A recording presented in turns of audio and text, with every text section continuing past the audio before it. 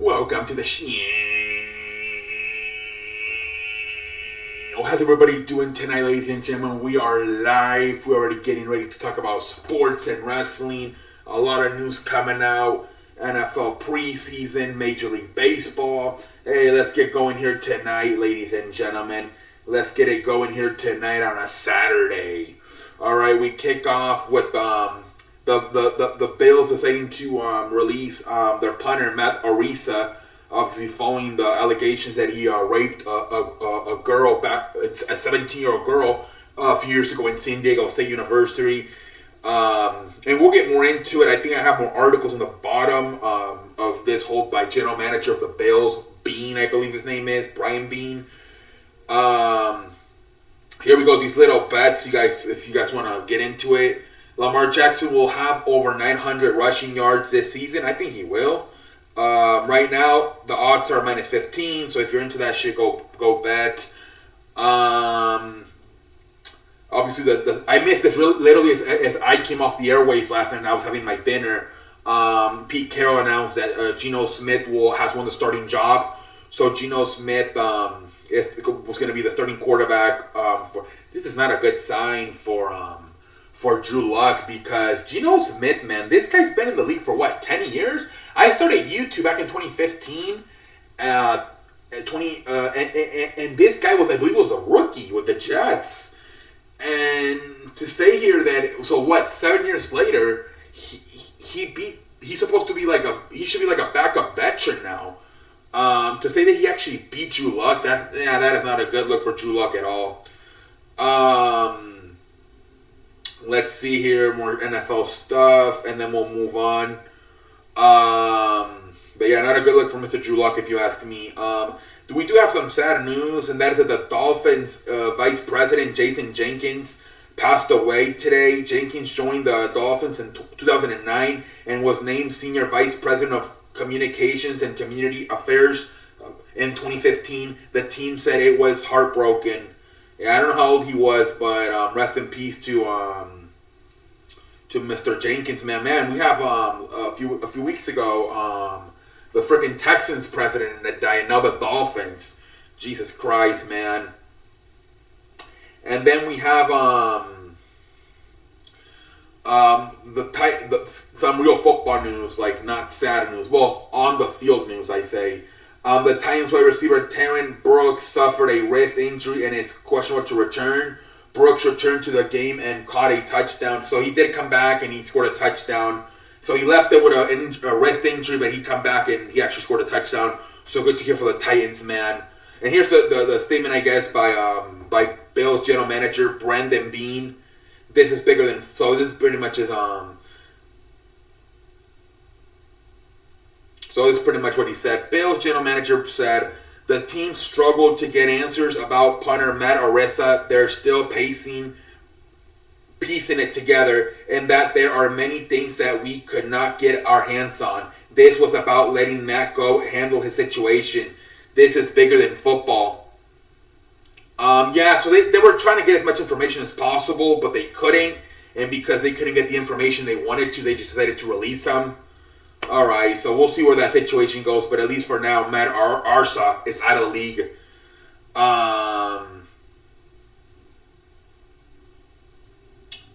Let's see here.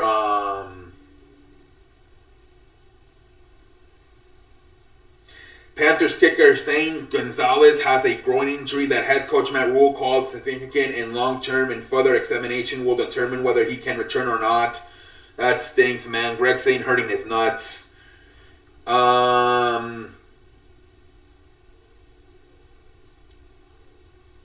Sam Darnold has been diagnosed with a high ankle sprain, so at least it's not a broken or a tear ligament or a broken bone. It's just a high ankle sprain. He probably should be back in probably no later than 3 weeks. So, I mean, he's going to be a backup, but still, at least he's healthy, man. Jesus Christ. So he'll be healthy pretty soon. Well, Mr. Sam Darnold. All right. Let's go over to the national basketball situation, ladies and gentlemen. And Jesus Christ, man, another injury in the offseason in the summer. It was a few days ago with Chet Holmgren from the Oklahoma City Thunder breaking his foot. And today is freaking Gary Harris from the freaking Orlando Magic teared his meniscus. Jesus Christ, man. Orlando Magic guard Gary Harris suffered a torn meniscus in his left knee and will undergo further evaluation to determine a timetable for a return. Yeah, so remember the meniscus, it depends how bad it's torn, right? If it's slightly teared, they just trim it out and you're fine, like Zach Wilson.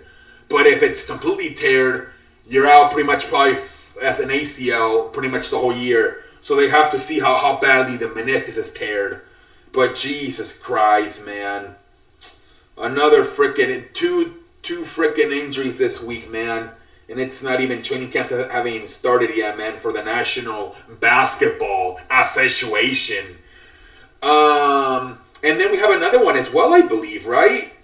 The Oklahoma City Thunder have implied to the NBA. Okay, never mind. Hold on, no.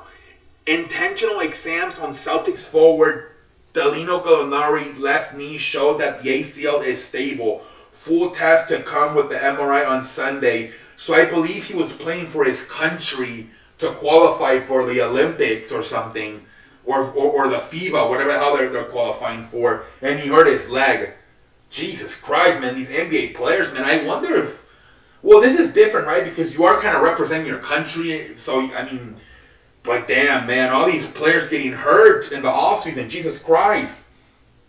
That is this Chet Holmgren, broken foot. Gary Harris, torn meniscus. And now Daniel Gallinari with a freaking leg injury. They are saying the ACL looks stable. It is not teared. But Jesus Christ. I guess that's good news. The ACL is not teared. But Jesus Christ, man. All these damn injuries in basketball in the fucking summer. I think they're not going to let these players play in those fucking pickup games anymore. I don't think they're going to let them do that, man. Like that's how Chet Holmgren broke his foot playing a pickup game in Seattle. They're not going to let them do that anymore. And then the Oklahoma City Thunder have applied to the NBA for a disabled player exception worth $5 million due to the season ending. So they're going to get extra money. So they can probably get a replacement for Chet Holmgren, I guess. Whatever. And that's about it for the NBA, man. Hate to see the news. I want to see like maybe Carmelo Anthony, Dwight Howard getting signed. All these free agents that are left. And instead we're getting all these freaking off-season summer injuries. Jesus Christ, ladies and gentlemen. Alright, let's move over to the Major League Baseball. Let's see here. Major League Baseball. Let's just go over the games. There's not really a lot of news. Obviously, we're about a month away from the playoffs. So let's look at the damn standings of the games. Right now, we've got the Yankees and the Athletics in the bottom of the 11. 2-2 Yankees Athletics. Damn. Mariners beating Guardians 2-1. That's a good one. Diamondbacks beat White Sox 10-5. Angels beat Blue Jays 2-0. Red Sox beat Rays 5-1. Phillies beat Pirates 6-1. Marlins beat Dodgers 2-1. Reds beat Nationals 6-2. Tigers beat Rangers 11-2. Orioles, man, Jesus Christ. They beat them again. The Astros 3-1. Brewers beat the Cubs 7-0. Mets beat the Rockies 3-0. Padres beat the Royals 4-3. Cardinals beat the Braves 6-5. Jesus Christ, they were freaking winning 5-4. And in the freaking ninth inning, freaking Kenley Johnson blows it up, gives up the first run, ties it 5-5, and then walks the freaking final run, man. Pendejo face for Mr. Kenley Johnson, man. Ended up walking the final run 6-5. The freaking Cardinals win the damn game, man. I don't know you're going to be able to trust Kenley Johnson if you're the Braves in the damn playoffs, man. That was a bad one, man. Jesus Christ, man. Pendejo face for Kenley Johnson. Twins beat the Giants 3-2. All right, ladies and gentlemen, but yeah, man, that was a tough one. That could be a potential playoff preview right there between the Braves and the Cardinals. That's probably the best series going on. And like I said, that's Orioles, Astros. That's it. That could low-key be another playoff potential. And the Orioles have won the first two games. Jesus Christ, man. Jesus Christ. All right, ladies and gentlemen, let's move over to Let's move over to the damn wrestling, ladies and gentlemen. here tonight on a freaking on a Saturday, ladies and gentlemen, on a freaking Saturday. Let's move over to the damn wrestling. What the fuck is happening right now? All right, ladies and gentlemen. What the hell's... Are we loaded?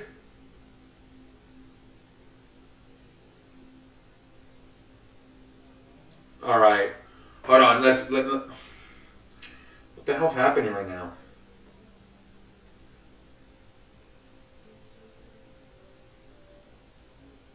What the fuck is happening?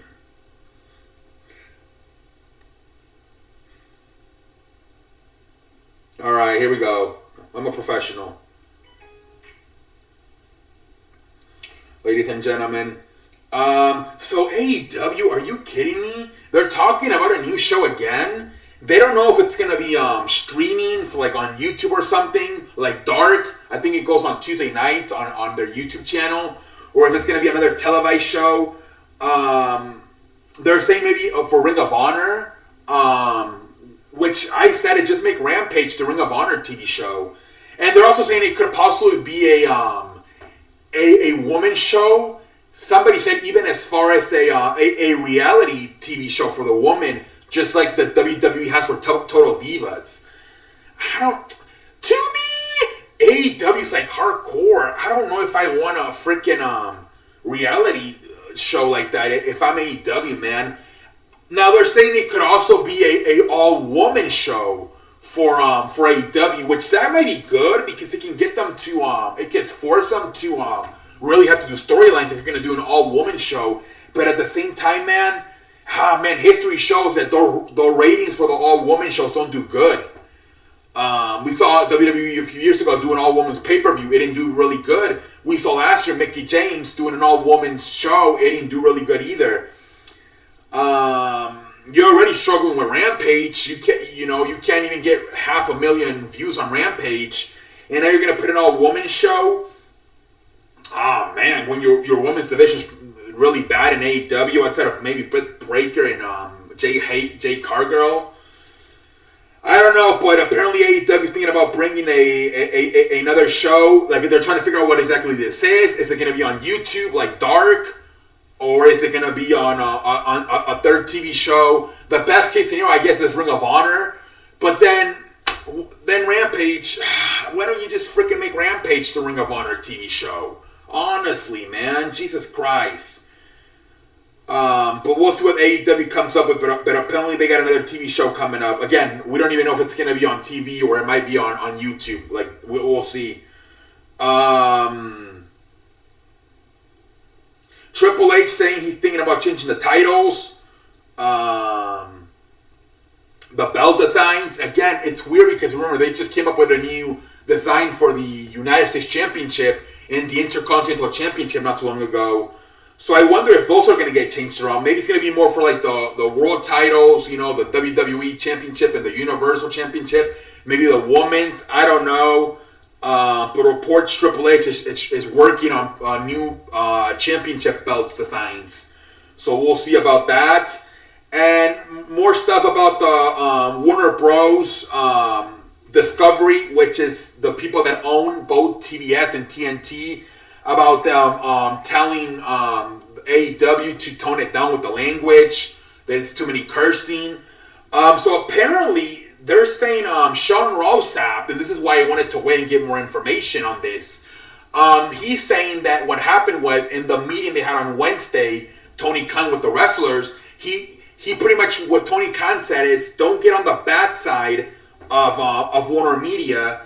You're gonna get some heat.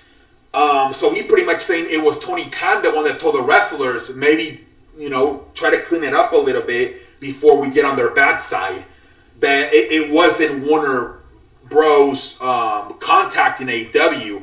It was more Tony Khan telling his wrestlers, hey, tone it down a little bit with the cursing before we get on Warner Bros.' bad side. So apparently that's what Sean Ross Sapp is reporting, that's what he was told by the people he talked to in AEW. So we'll see, man. But that's better because, yeah, that scared me. Because one of the things that makes AEW cool is that they can actually curse. But we'll see. I mean, if Tony Khan wants them to tone it down a little bit, we'll see what happens, man. We'll see what happens. Remember, really, the same day, the next day, Triple H said, we have no plans to change our rating. We're staying at PG. So, kind of weird how that went out. But anyways, maybe they asked them because they heard what happened with AEW and Warner Bros. And that's why maybe they asked Triple H. I don't know if that has anything to do with it or not. Let's go over Smackdown, ladies and gentlemen, here tonight on a Saturday, and then we'll call it a night. All right, so it started with a match, right? It started off with Ricochet and Happy Corbin. You know, good little match, good fun match there. Ricochet wins at the end. Pat McAfee being funny. You know, he's got that little football thing, you know, where you show the plays. He's making fun of Corbin, kind of funny, you know, whatever.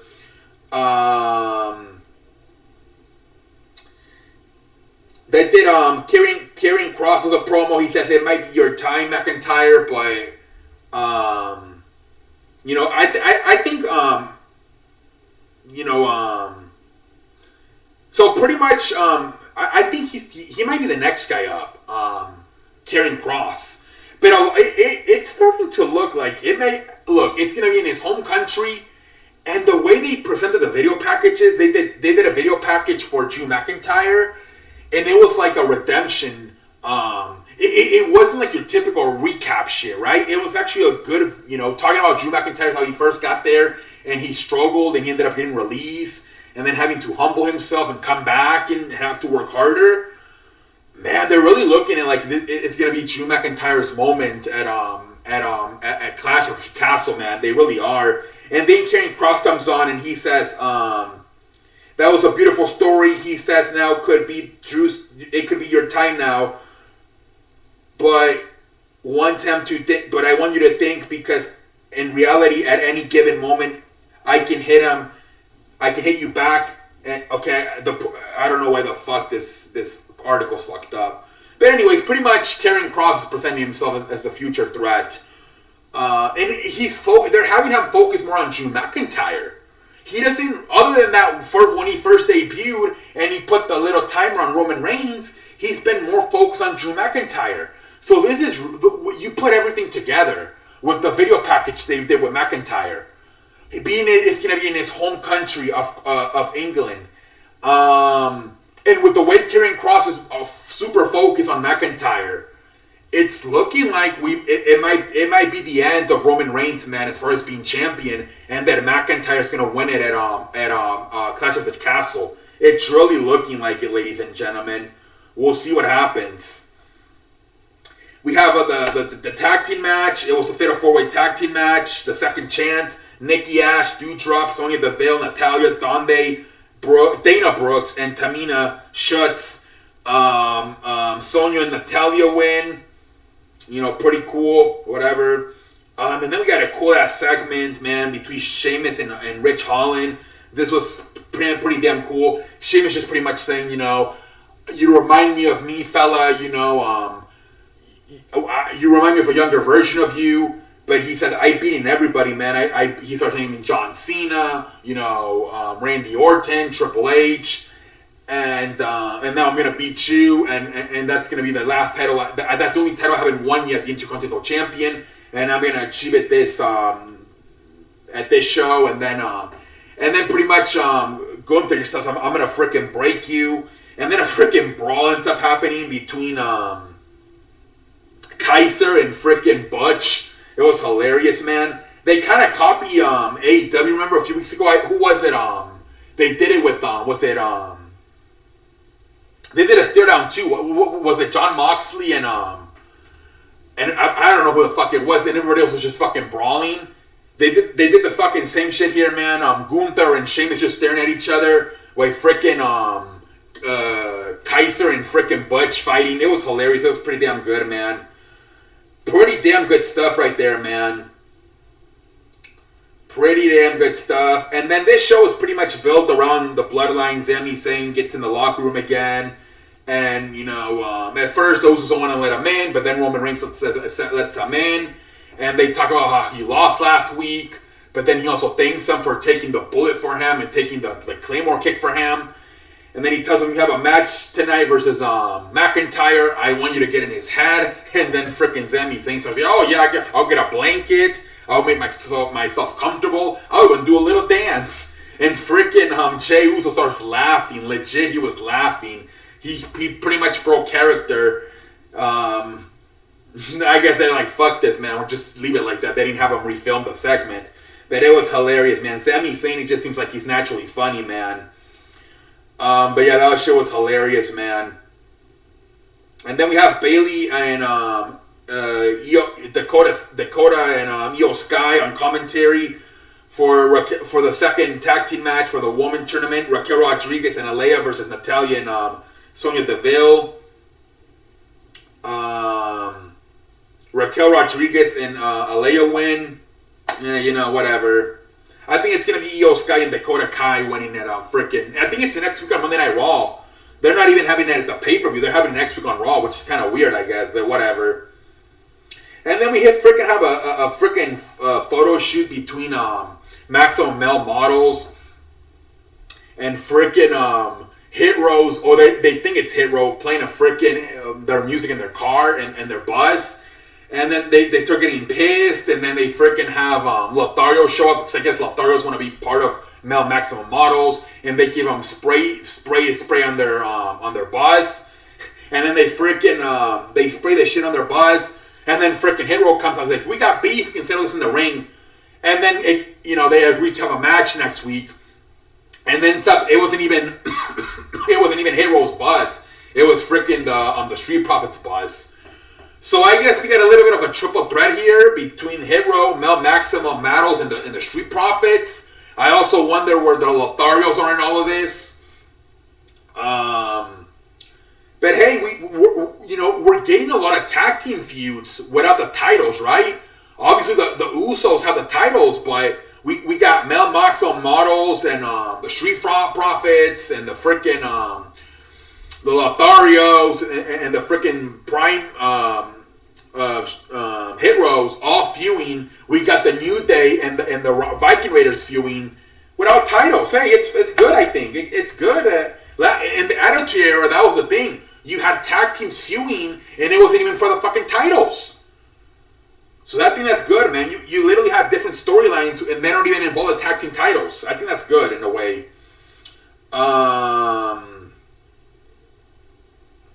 And then we get the New Day in the ring, and they're pretty much saying, yeah, we admit it. We these guys have been kicking our ass.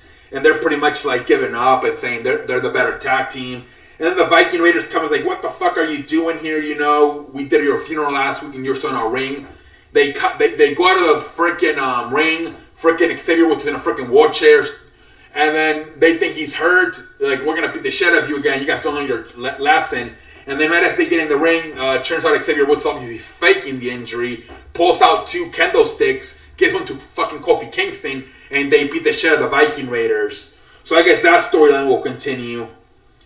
I guess that freaking storyline's gonna continue.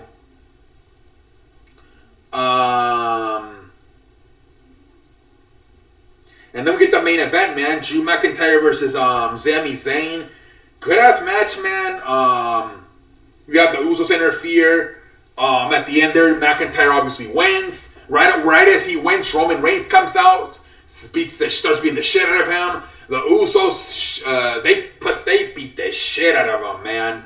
Freaking all 4 of them. The Usos, Sami Zayn, Roman Reigns, chair shots, everything, man, you can name, man. And that freaking picture, man, at the end there, man, everybody fucking, it's all over damn Twitter, man. With freaking Roman Reigns with the both championships, the Usos, and Sami Zayn, man, all doing the We the Ones. I think did they officially is part of the Bloodline Sami Zayn? Is he officially part of it? That picture was all over social media last night. People really loved that picture, man. And then Roman Reigns pretty much tells them, man, as long as I'm at the. He told him something like, I'm in the freaking I'm on top of the mountain, and as long as I want to be on the top of the mountain, I will be on top of the mountain. But and that was pretty much the end of the show. But if you put pieces together, if you're smart, they're slowly hinting that McIntyre's going to win the championship. With the video package they did, kind of a redemption story, how he was in WWE and he was the chosen one, and then he failed and ended up getting released, and then having to come back to WWE like 5 years later. That it's going to be in his home country of England. That Karrion Kross seems to be. He's not talking. He doesn't seem. He's not focused on Roman Reigns. It's not like he's focused on both of them. He's mostly been focused on McIntyre. It's really looking like if you put everything together, like McIntyre's going to win the championship at Castle Crown, and then he's going to feud with Karrion Kross, and then you wonder Roman Reigns. I think he said in an interview he is booked for Saudi Arabia, which I believe is in November, and I'm going to assume he's also booked for Survivor Series. But outside of that, I mean, I don't think he's booked anymore, but it's going to be interesting to see what they, if they do take the title off Roman Reigns. I don't think he's going to, right away, he's going to have the rematch. He's probably going to take some time off, and then maybe they'll do a rematch maybe at Survivor Series or something. Or maybe they'll do the rematch at Saudi Arabia in November, because that could be the main event, the rematch at Saudi Arabia. Or maybe a triple threat match with Karrion Kross, McIntyre, and Roman Reigns. It's going to be interesting to see. Now, it sucks, right? Because if Roman Reigns loses the titles and he takes time off, these last few weeks, man, it's giving that 2020 Tribal Chief vibes again, man. It's pretty much like you have a bunch of mid-carders, and then you have your two stars, Roman Reigns, McIntyre. And the whole show is, not only the main event, but, the whole freaking backstage segments with Roman Reigns, the Usos, and Sami Zayn. Man, this is more like the 2020 vibes, right? And now they're going to take it away. I'm assuming, if he does lose the title at Cardiff or Clash of Castle, he's going to probably take at least 2 months off and then come back maybe in November for the two big shows, Saudi Arabia and Crown Jewel, I think it's what they call Crown Jewel, and then Survivor Series, I'm assuming. But at the same time, something fresh, something new. Man, we had the same freaking champion for 2 years. Let's move on. We'll see what the hell happens. Let's see, man. Let's see what the hell happens. Until next time, I'm out like a light.